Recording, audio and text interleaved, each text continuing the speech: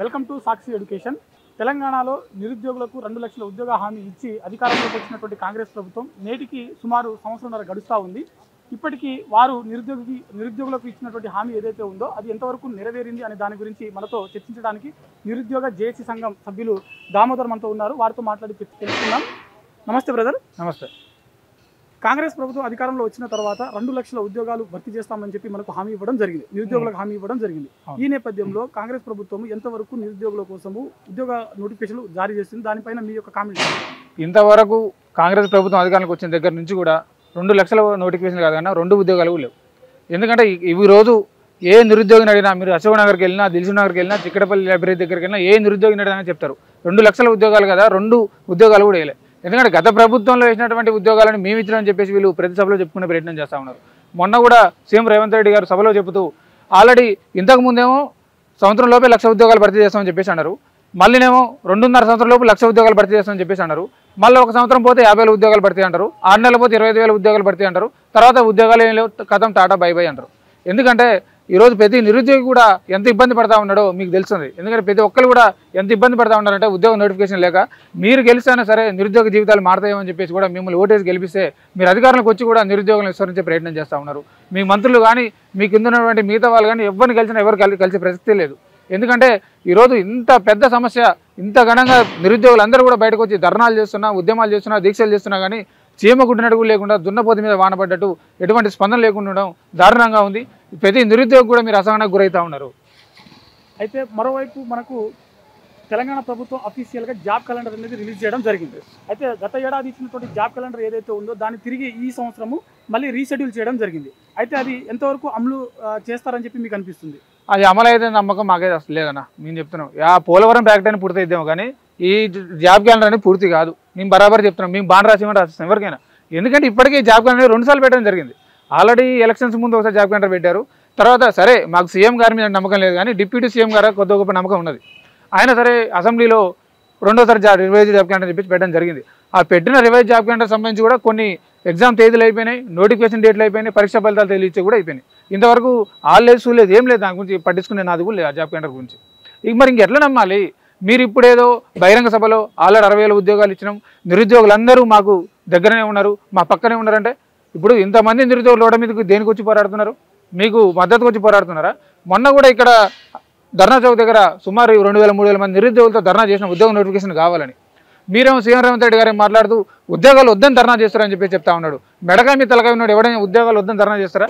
అంటే మాకు ఉద్యోగాలు ఉన్నాయి, ఒక్కొక్కరికి 2-3 ఉద్యోగాలు ఉన్నాయి, ఉన్న ఉద్యోగాలు ఎక్కువైపోయినాయి, మాకు ఉద్యోగాలు వద్దని చెప్పేసి మేము ధర్నా చేస్తున్నామా?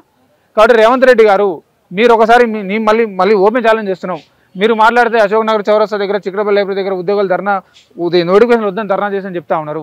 మేము ఓపెన్ ఛాలెంజ్ చేస్తున్నాం నిరుద్యోగులు అందరం కూడా. రేవంత్ రెడ్డి గారు మీరు వస్తారా, మీ మంత్రివర్గం వస్తుందా, లేదంటే మీ సంబంధించిన కింద మీడియా వస్తారా, ఎవరు వస్తారో మీ ఇష్టం. అశోక్ నగర్ సిగ్నల్ దగ్గరకు వస్తారా, చిక్కడపల్లి లైబ్రరీ దగ్గరకు వస్తారా, దిల్సుఖ్ నగర్ సిగ్నల్ దగ్గరకు వస్తారా, మీ ఇష్టం. మీరు ఆల్రెడీ ఇచ్చినటువంటి 60,000 ఉద్యోగాలు ఇచ్చిన ఉంటారు కదా, బహిరంగ చర్చకు సిద్ధం. మేము ఒక 1000 మంది నిరుద్యోగులు వస్తాం, మీరు రండి, బహిరంగ చర్చ పెట్టుకుందాం. మీరు ఇచ్చిన ఉద్యోగాలేనో, గత ప్రభుత్వం ఇచ్చిన ఉద్యోగాలేనో, మరి ఇచ్చిన కొత్త నోటిఫికేషన్లేనో అన్నీ బయటపడతాయి.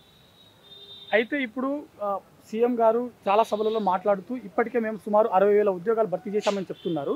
మరోవైపు మొన్న మనకు గౌరవ మాజీ సిఎస్ శాంతికుమారి ఆధ్వర్యంలో ఒక కమిటీ వేయడం జరిగింది. అంటే ఎన్ని పోస్టులు ఖాళీ ఉన్నాయి, ఏ శాఖలు అని దాని దీన్ని మీరు ఏ విధంగా చూస్తున్నారు? ఇప్పుడు ఒకటండి, గతంలో కేసీఆర్ గారు ఉన్నప్పుడు ఎటువంటి కమిటీ ఏం లేదు, డైరెక్ట్ నోటిఫికేషన్ చెప్పి డైరెక్ట్ నోటిఫికేషన్ విడుదల చేసినారు.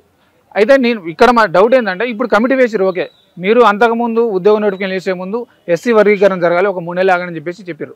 మరి అప్పుడే ఈ కమిటీ వేసి ఏమైంది? ఇప్పుడు ఎస్సీ వర్గీకరణతో పాటు ఈ కమిటీ కూడా వేస్తే ఈ కమిటీ కూడా ఎన్ని కాలంలో చెప్పేది కదా. మీరు కావాలని నిరుద్యోగులను ఇబ్బంది పెట్టే ప్రయత్నం చేస్తూ ఉన్నారు. అసలు మీకు ఉద్యోగాలు ఇచ్చే అవకాశం, మీరు ఉద్యోగాలు ఇద్దాం అనుకుంటారా లేనుకుంటారా మాకు అర్థం కాని పరిస్థితి. ఆ ఎస్సీ వర్గీకరణ కమిటీ ఉన్నప్పుడే ఈ కమిటీ కూడా వేస్తే ఈ లోపు లెక్కలు ఎన్నెన్నో తేలేవి, ఈ లోపు నోటిఫికేషన్ వేస్తే మేము చదువుకునే వాళ్ళం కదా. కావాలని ఏదో మభ్యపెట్టే ప్రయత్నం చేస్తూ ఉన్నారు. ఎందుకంటే వీళ్ళు ఏంటంటే అండి, క్లారిటీగా అసలు మాకు ఏది ఒక విషయం క్లారిటీ చెప్పట్లే.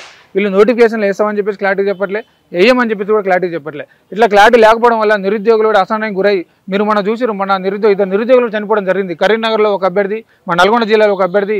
అంటే ఉద్యోగాలు వస్తాయో రావు అని చెప్పి మనోవేదన గురై, అంటే మెంటల్ ప్రెషర్ గురై, ఇంటి దగ్గర అప్పులు తీర్చలేక, ఇంటి దగ్గర బాధలు. ఎందుకంటే ఇప్పుడు ఎట్లా అయిపోయిన తర్వాత తెలంగాణ వచ్చిన తర్వాత ఒక ఉద్యోగం లేకపోతే నువ్వు ఎందుకు రావేసినట్లు అయిపోయింది. ఎందుకంటే ప్రభుత్వ ఉద్యోగం అనేది ఒక బలవంతంగా వృద్ధమనే ఒక అత్యవసర పరిస్థితి అయిపోయింది ప్రతి నిరుద్యోగం మీద. ఓకే, అయితే ఇప్పుడు ఒకవైపు ఏమో మీరందరూ ఉద్యోగ నోటిఫికేషన్ రావట్లేదని చెప్పి మీరందరూ ధర్నాలు చేస్తూ ఉన్నారు, ప్రభుత్వానికి డిమాండ్ చేస్తూ ఉన్నారు. కానీ గౌరవ ముఖ్యమంత్రి గారు ఇప్పటికీ కొన్ని సభలలో ఆల్రెడీ చాలామంది నిరుద్యోగులు మాకు నోటిఫికేషన్ ఇప్పట్లో వద్దు, మాకు కొంత చదువుకోవడానికి టైం కావాలని చెప్పి అంటున్నారని చెప్పి బహిరంగ ప్రకటన చేస్తున్నారు. మరి దీనికి సీఎం గారికి ఎవరైనా తప్పుడు సమాచారం ఇస్తున్నారా? ఖచ్చితంగా ఇస్తుండే సమాచారం. అక్కడ వాస్తవానికి అక్కడ ఏం జరిగిందంటే ఆ రోజు గ్రూప్ 2 టైంలో అశోక్ నగర్ సిగ్నల్ దగ్గర గ్రూప్ 2 ఎందుకంటే మేము వాస్తవానికి కాంగ్రెస్ పార్టీ గెలవాలని చెప్పేసి మేము అంతా తిరిగినాం, వాస్తవం చదవలేము, మేము మాకు కొంచెం టైం కావాలన్నట్టు ఆ రోజు సిగ్నల్ దగ్గర మేము ఉద్యమం లాంటివి చేసినాం. అంటే పోస్ట్ పోన్ చేయమని చేసినాం, కొంచెం మాకు టైం సరిపోదు చదువుకోవడానికి, అంతేగాని కొత్త ఉద్యోగ నోటిఫికేషన్లు వద్దని చెప్పేసి ఎవరు చేయలేదు. ఇప్పుడు చేసే వాళ్ళంతా నోటిఫికేషన్లు వద్దని చెప్పి చేస్తురా మీరు బయట. అందుకే ఇందానే చెప్పిన, మీరు చిక్కడపల్లి లైబ్రరీ దగ్గరికి వస్తారా, అశోక్ నగర్ సిగ్నల్ దగ్గర చౌరస్తా దగ్గరకు వస్తారా, వచ్చి అడగండి. ఎవరైనా సరే ఏ నిరుద్యోగం సరే ఉద్యోగ నోటిఫికేషన్లు మాకు వద్దంటే ఇక మేమేం సపోర్ట్ చేయరా, మీ ఇష్టం వచ్చినట్టు చేసుకుని మేము కూడా ఏం సపోర్ట్ చేయకుండా ఉంటాం. తెలంగాణ ప్రభుత్వం నూతనంగా తీసుకొచ్చినటువంటి 6వ చట్టంలో భాగంగా ప్రతి గ్రామ పంచాయతీకి ఒక్కొక్క జీపీఓ ఆఫీసర్ ఉండాలని చెప్పేసి మొత్తం 10,956 ఉద్యోగాలకు సంబంధించినటువంటి ప్రక్రియ ఏదైతే ఉందో అది మొదలుపెట్టింది. అయితే దీంట్లో గతంలో పనిచేసినటువంటి వీఆర్ఏ ఎవరైతే ఉన్నారో వారికి అవకాశం ఇవ్వడం జరిగింది. దీన్ని మీ నిరుద్యోగులు ఎంతవరకు స్వీకరిస్తున్నారు, దీన్ని మీరు ఎంతవరకు ఖండిస్తున్నారు? మేము దీన్ని ఖచ్చితంగా ఖండిస్తున్నాం అండి. ఎందుకంటే ఆ రోజు మార్చిలో పొంగులేటి శ్రీనివాసరావు గారు డైరెక్ట్ నిరుద్యోగులతోనే సుమారు 10,956 పోస్టులు భర్తీ చేస్తామని చెప్పి చెప్పడం జరిగింది. తర్వాత ఆల్రెడీ పాత వీఆర్ఓలను తీసుకొని వారికి పరీక్ష పెట్టి 3,550 పోస్టులు ఫిల్ చేయడం జరిగింది. సరే అప్పటికైనా సరే వాళ్ళ బాధలు వాళ్ళకుండే అని చెప్పేసి ఆగినాం. మళ్ళీ ఇప్పుడు కొత్తగా అంటే ఆల్రెడీ ఎగ్జామ్ రాసిన ఫెయిల్ అయిన వాళ్ళతో మళ్ళీ 1,500 తీసుకొచ్చి మళ్ళీ వాళ్ళతో పరీక్ష పెట్టి ఉన్న ఉద్యోగాలు కూడా వాళ్ళతో భర్తీ చేసే ప్రయత్నం చేస్తూ ఉన్నారు. ఇక్కడ ఏంటంటే కడుపు నింపుకొని బిర్యానీ పెడుతున్నారు, అసలు ఏం లేని దగ్గర వాడి దగ్గర ఉన్నటువంటి పల్లెం కూడా లాక్కునే ప్రయత్నం చేస్తూ ఉన్నారు. ఎందుకంటే ఇంత నిరుద్యోగులు ఇంత ఇబ్బంది పడతా ఉన్నా, ఇంత గోస కనపడతా ఉన్నా మీకు కనపడలేదా? కనీసం నిరుద్యోగులు సివిల్స్కి సివిల్స్ చదువుతున్న అభ్యర్థులు కూడా జీపీఓ నోటిఫికేషన్ వచ్చిన చాలని చెప్పేసి కూడా ఎదురు చూస్తూ ఉన్నారు.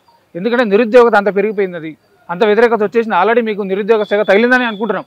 ఎందుకంటే జిల్లాలో కూడా మొత్తం ఉద్యమాలు మొదలైనవి. ప్రతి ఒక్కరు కూడా జాబ్ క్యాలెండర్ గురించి కానీ, జీపీఓ నోటిఫికేషన్ గురించి కానీ, పోలీస్ నోటిఫికేషన్ గురించి కానీ, ఎందుకంటే ఇవన్నీ మేము ఏదో కొత్తగా కోరే గొంతెం కోరికలు కాదండి. మీరు అధికారంలోకి వచ్చే ముందు సంవత్సరంలోపు 2 లక్షల ఉద్యోగాలు భర్తీ చేస్తాం మీరే అన్నారు. ఆ రోజు మీ అధినేత రాహుల్ గాంధీ గారు చిక్కడపల్లి లైబ్రరీకి వచ్చి నేను కూడా పక్కనే కూర్చున్నా, మంచిగా టీ తాగిండు, బావడి వచ్చి బిర్యానీ తినిపోయిండు, 2 లక్షల ఉద్యోగాలు భర్తీ చేస్తాం, నిరుద్యోగులు హామీ చేస్తామని చెప్పేసినాడు. ఆ రోజు మీ ప్రియాంక గాంధీ గారు కూడా వచ్చి యూత్ డిక్లరేషన్ అని చెప్పేసి సరువునకు చేయడం చెప్పడం జరిగిందని ఇంతవరకు వాళ్ళు ఏం చెప్పలేని పరిస్థితి. సరే ఇక్కడ ఉన్నటువంటి రేవంత్ రెడ్డి గారు స్పందించలే అని చెప్పేసి మేము కొంతమంది 10 మంది అభ్యర్థులను కలిసి ఢిల్లీ కూడా వెళ్ళడం జరిగింది. రాహుల్ గాంధీ గారిని కలుద్దామని చెప్పేసి వారు కలవలే. కానీ మీరు ఇస్తున్నటువంటి ఉద్యోగాలు ఎక్కడ అని చెప్పేసి వాళ్ళ ఇంటి ముందు ఒక పోస్టర్ వేసి రావడం జరిగింది మేము. కాబట్టి తక్షణమే జాబ్ క్యాలెండర్ విడుదల చేయాలి, జీపీఓ నోటిఫికేషన్ విడుదల చేయాలి. లేకుంటే నిరుద్యోగుల నుంచి మాత్రం ఖచ్చితంగా ఒక ఉద్యమం మొదలైంది. ఆల్రెడీ మీ నిరుద్యోగ శాఖ కూడా గట్టిగా తగలపోతా ఉంది. త్వరలో లోకల్ బాడీ ఎలక్షన్లో అవసరమైతే నిరుద్యోగులు అందరూ నిలబడి మీ తాట తీస్తామని చెప్పే ప్రయత్నం చేస్తూ ఉన్నాం. ఓకే, థ్యాంక్ యూ దామోదర్ గారు. ఇది ఇవాళ ఇంటర్వ్యూ. మరో ఇంటర్వ్యూలో మళ్ళీ కలుద్దాం. Thank you Sakshi education.